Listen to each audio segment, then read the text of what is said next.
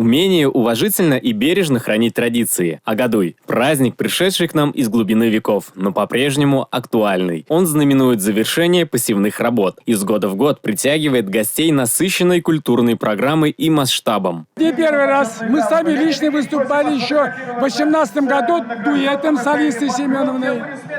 Здесь стараемся каждый год, но не всегда получается. Глава Чувашии Олег Николаев поприветствовал всех гостей на родном чувашском языке. Отметил размах и значимость праздника Агадуй. Подчеркнул, что развитие чувашского языка и культуры в наших руках.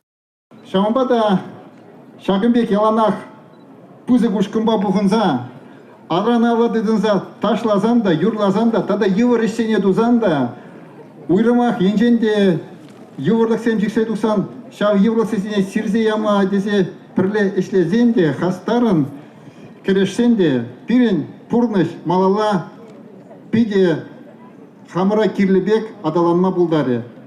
Подготовка к празднику начинается задолго. Девушки готовят рукодельные сувениры, вышивают платки. Парни во время праздника соревнуются в разных силовых состязаниях, в том числе в чувашской национальной борьбе кережу. Традиционно к празднику варят пиво, готовят угощения и ходят в гости.